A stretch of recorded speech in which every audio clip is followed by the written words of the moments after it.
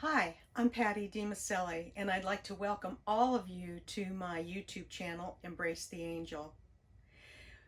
One of the things that I noticed when Sophie Handel, an amazing filmmaker, and we were collaborating on the intro, was there were so many elements there that caught my eye, and I thought maybe they need some further explanation.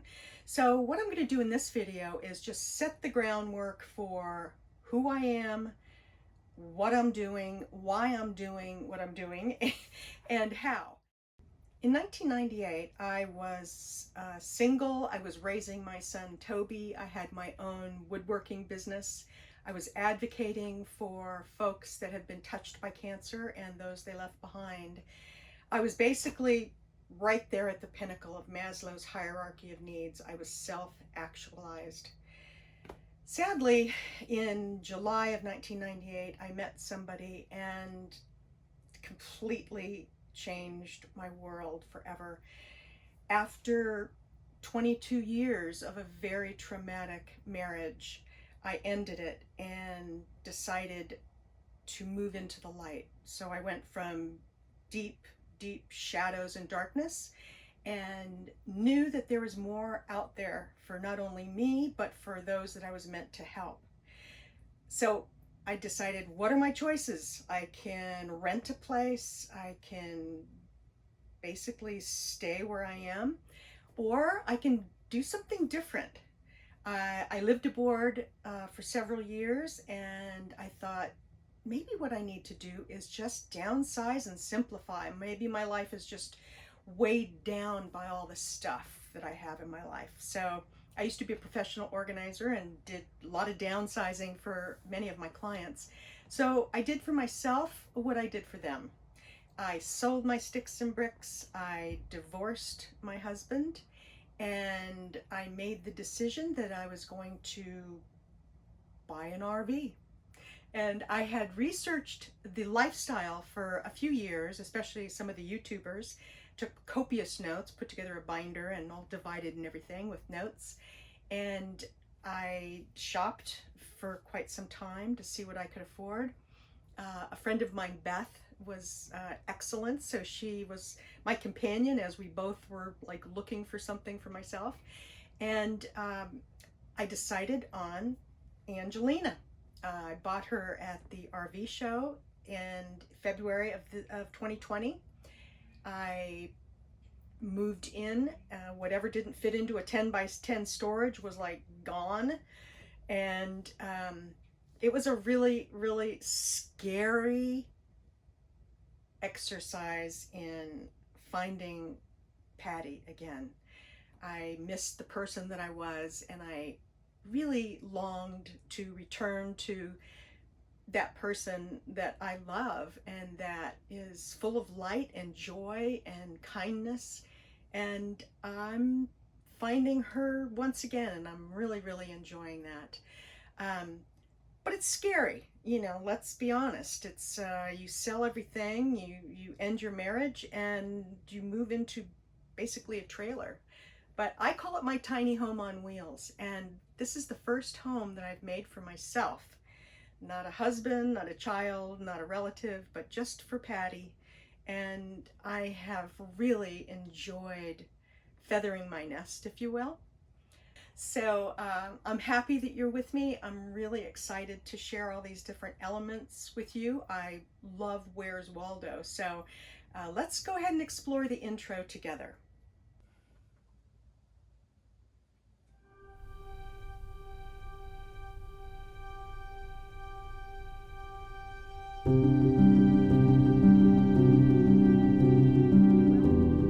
So what I'd like to do is begin with the shadow of myself in the wheel of life, Larry's wheel there.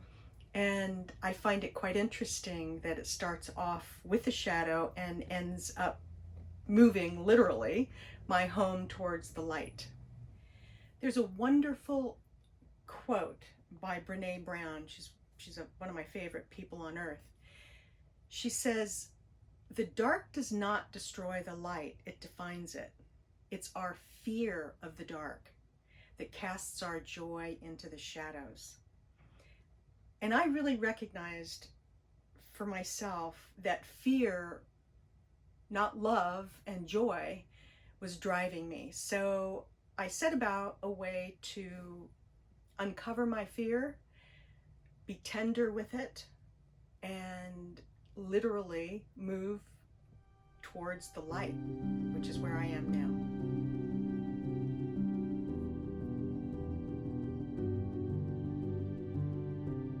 I'm 67, and I think it's fair to say that I'm in the reflection stage of life.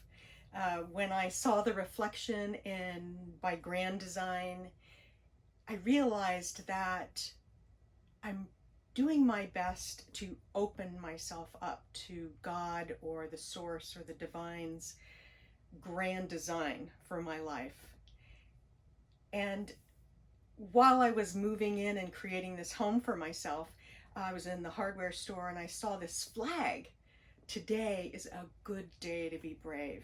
And that concept of bravery is something that I'd lost. I never thought of myself as brave. I thought of myself as, struggling through the pain and doing my best to find my way back to the surface and take a deep breath. But people had said to me, gosh, Patty, that's so brave. And I think contemplating the concept of bravery and courage, it's something I remind myself of every single day. I put little reminders, which I'll show you, little reminders around my life and around the rig and outside to keep that constant, tender, gentle nudge that yes, the concept of bravery or courage, I think we all strive for that, or at least most of us do. But there's no way that a human being can be brave all the time, every single day, constantly. So what I did discover was between the, oh my God moments and the, please help me, I'm scared to death moments, there's a special sacred spot there. And it's in that space that I am just now beginning to understand bravery exists right there in that sacred space between fear and terror and a quiet bliss, a nice serenity. I really longed for peace and serenity, and it feels fantastic now to be living in that condition. It's quiet, except when the trains, which are maybe 100 feet away, go by, but we'll get to that later. Very, very interesting where I'm parked. But yeah, I'm really finding that bravery is something, it's a concept, but it's also a sacred space for me. And so that's what I'm learning to develop right now, is just surrendering to that space. Welcome to Angelina, my new home, my tiny home on wheels. And I would love to share this next adventure with all of you. In the center of my chest by my heart, there's a little blue circle, little sphere that kind of moves around and dances around and then goes to the handrail. And I talked with Sophie about that, and I was like, that is so weird. And she's like, I don't get it either. I don't think it's a lens flare or anything like that. And it came to my mind, Amber's words to me all those years ago, 40 years plus ago. She died on my 27th birthday, and she taught me so much. She was my teacher. I recorded everything. I documented her life as well as her death, and wrote, or what I prefer to say is typed, Embrace the Angel. You can get a free ebook on embracetheangel.com if you're interested. And one of the things she said to me, she died on my 27th birthday, October 30th, 1980. She said, Mom, when I die, I'll still be Amber. I'll just be different. And so therefore, the moment that she died was a miracle. I physically felt her leave her body and go out into the universe. I actually have an audio recording of that moment, that time. She never left. She's always been with me. She's here now. She shows up in the most amazing places constantly. There's a whole video that I'm going to be doing on the wagging leaf. It's quite profound, that I'll share with you in a little bit later. But that little blue dot is Amber. Amber is in my heart. Amber is in my home. She's with me, and that's one of the ways that she shows up. So come along, come right in. It feels so good to be home. And I love the feeling of planting roots on wheels. When I said planting roots on wheels, I was like, what? How on earth do you even do that? And then I realized that life is change. And when you stop changing, you stop living. That's the very definition of death. You don't change anymore. And I've come to understand that really my home and my roots are wherever I put them. I feel as though roots on wheels are one of the safest, best places to be nurtured and grow. So I'm very happy to be on wheels, to have my home with me. Everywhere I go, I can just stop and be at home, which is really cool. But yeah, I never thought that I would be able to put roots on wheels. And I really believe now that I have, because I'm understanding where home is for me. And home truly is here in my heart, surrounded by people that love and care for me, and vice versa. So this is an exciting adventure. My first time ever in a fifth wheel, though I've lived aboard for several years. It's similar, but it's more stable, if you will. After living aboard for several years, I realized that I didn't need much to be happy, that the happiness was more in creating memories and putting them in my memory book. Because let's be honest, in the end, if we have our marbles, that's about all we're going to have is memories.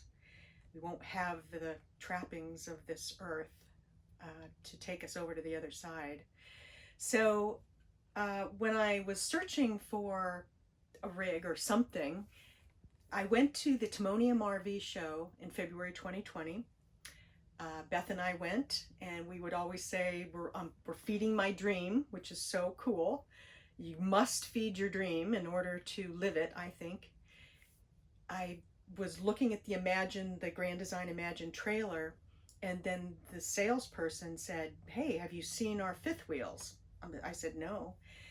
The moment that I walked into this rig, the moment I looked around and said, I'm home.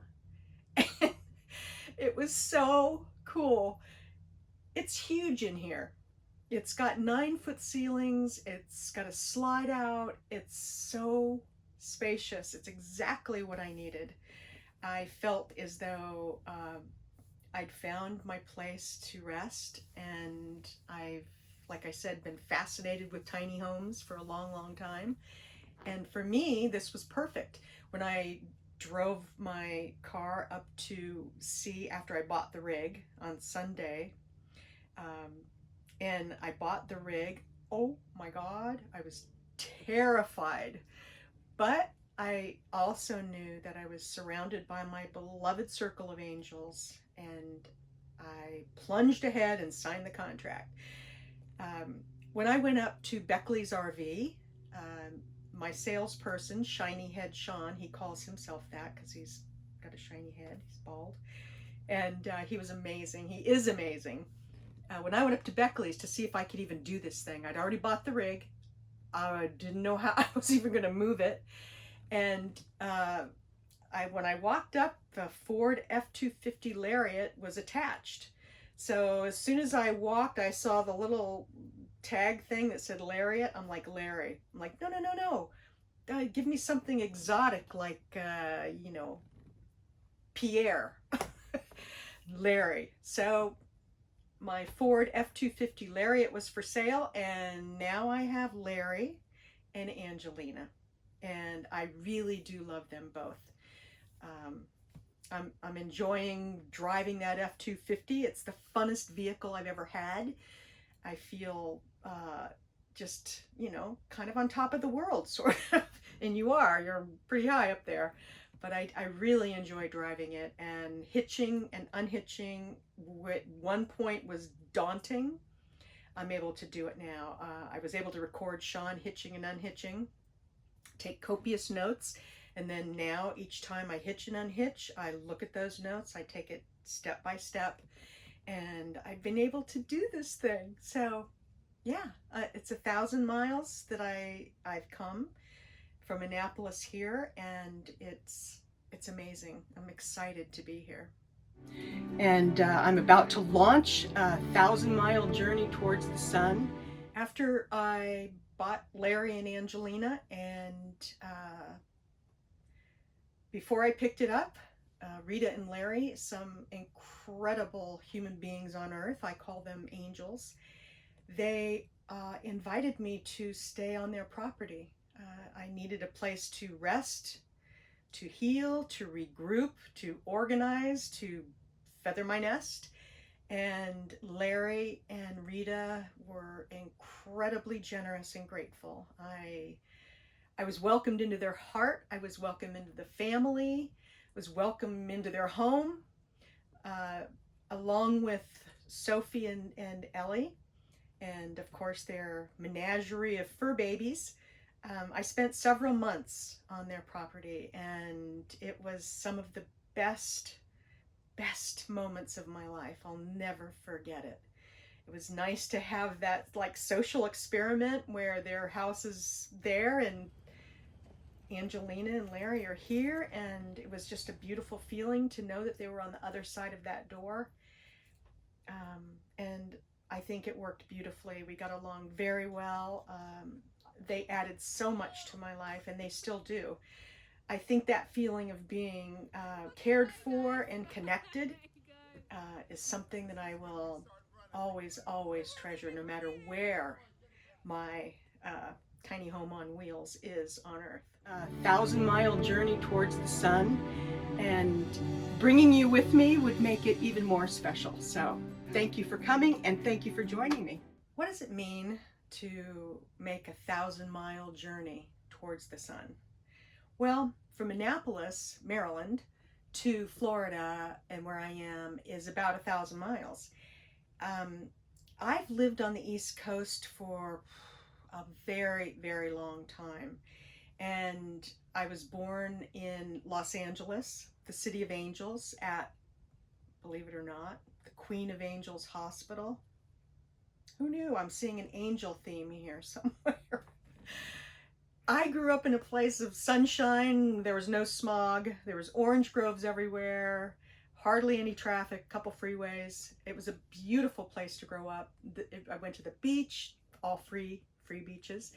And California was a beautiful place to grow up. A lot of East Coasters actually came out to California to reinvent themselves and escape their history here on the East Coast. So 2 different cultures, East Coast, West Coast, Mid and South. I'm beginning to see that the cultures are very distinct and different.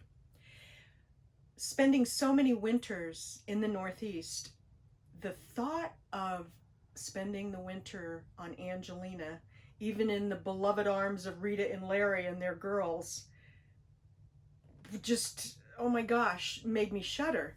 And I imagine my furnace having to be on all the time, which is, I have 2 30-pound propane tanks that fuel the furnace, which I'd have to take out and empty constantly.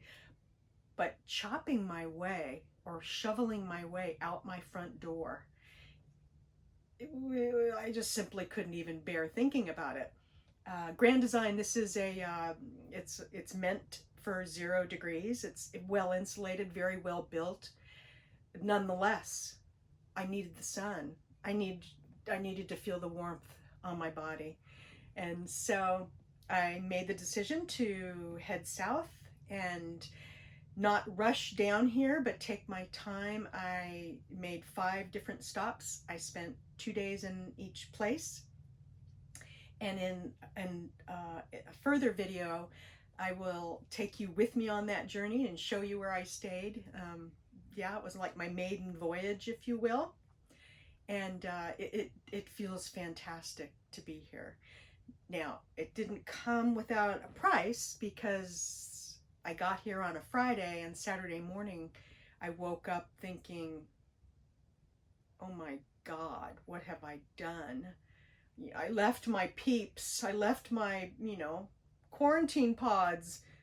What am I going to do? I did spend some time crying, weeping. I called Rita. She was so kind to me and basically said, Patty, you can come back any time. We love you and we love having you. And of course, that made me cry even more.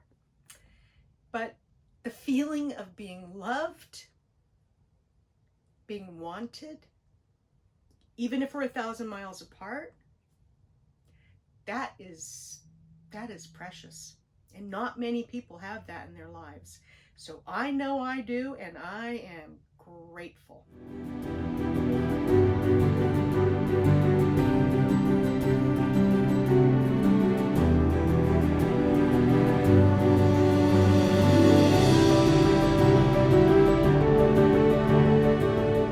I had Annie. I still do, like Amber. She changed. She's here. She's a little Jack Russell. She died. She was almost 15. And her death was heartbreaking in many ways. But it was also, like Amber's, it was a miracle. Shortly before she died, I became a life coach and an end-of-life doula. And creating the end of her life, the beautiful, beautiful rituals that helped her cross over and helped me complete that full circle of life and death was pretty profound. So having Annie for 15 years, I don't know if I could have survived without her in my life, loving me without conditions, allowing me to live in peace and harmony and serenity, and showing me what it actually feels like to be deeply and truly loved. This painting is one of a series of 4 paintings that I did after my ex left the house. And there was 4, one over the other. And I kind of took the inspiration from Jackson Pollock, who I really enjoyed, the sort of free flow of color and paint, and I put some silver leaf in there.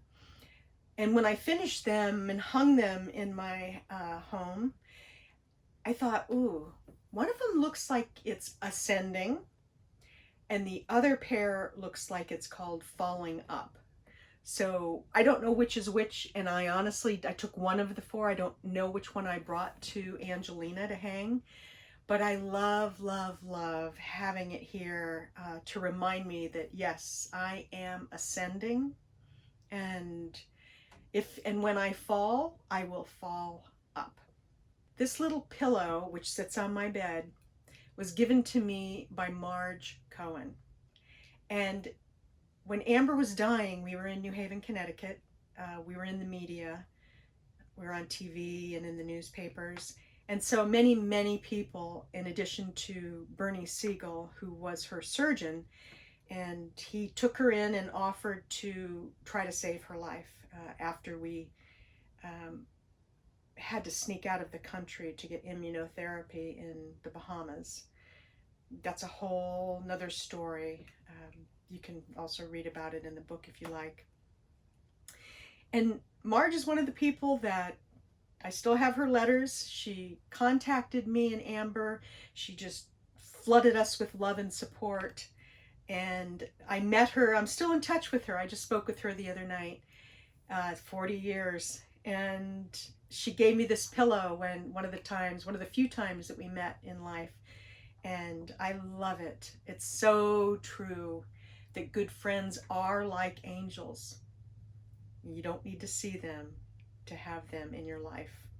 I believe that each of us has a life lesson, mine happens to be patience, and also a life task or a life purpose. And I am blessed to know why I'm here on earth. I am here to share Amber's message of hope, heaven, and the miracle of life and death, and to serve humanity, especially the bereaved and the dying. And one way that I help to spread Amber's message is by giving out these pebbles, or these little guardian angel coins. And what I do is I say to folks as I travel through life that I'm a pebble thrower in the still pond of life, and these are my pebbles. So I hold them out and I say, choose one for yourself and also take another for someone that you love. And they do, and on the back is a pebble / coin.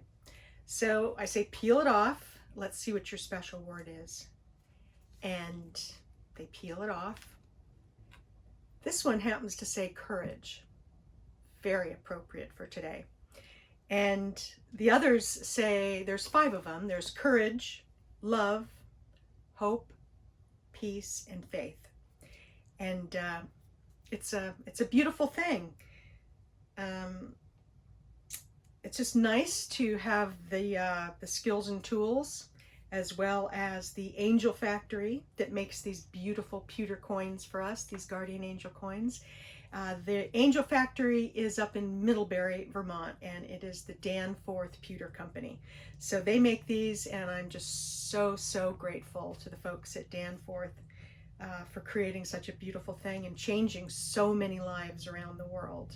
One of the ways that I share Amber's message and also serve others is through our Be an Angel, Comfort an Angel program. I have a company, Tobias and Company, and I travel in different places around the world and take photographs of creatures, gargoyles, doors, door knockers, windows, beautiful things around the world. And then I put them onto silk scarves and ties and pillow covers. And Tobias and Company, named after my son, Tobias and Company is the profit side of my business. And that is a beautiful thing. We have a really lovely Naval Academy collection, and we have the creatures, doors, and windows of the Naval Academy.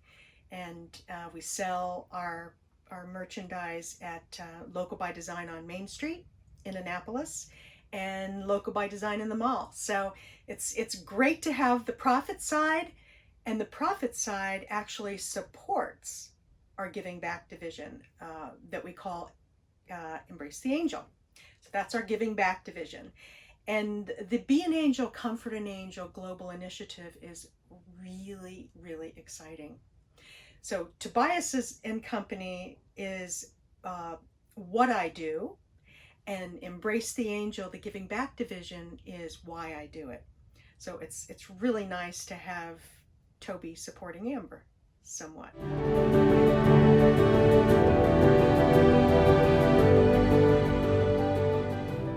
Yay! Master of my own universe! They say that a journey of 1,000 miles begins with the first step, and this is a lifelong, exciting journey.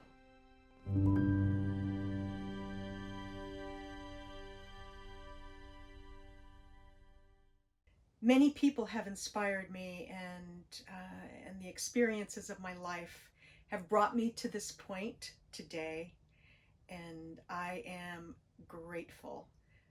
Folks that I've known for a very long time, Susan in England, and Z, and oh my goodness, Carol up in Annapolis, and Marge and Jane Bristol, for goodness sakes.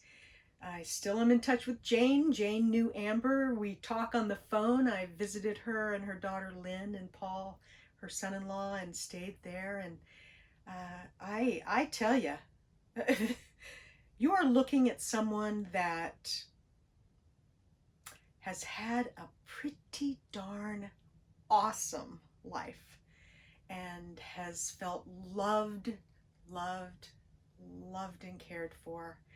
And if I die tomorrow, I will die a happy, contented, peaceful woman that's living a life of serenity. So thank you to everyone, whether I've met you yet or not, but thank you for your support, your love, and your caring. I'm grateful.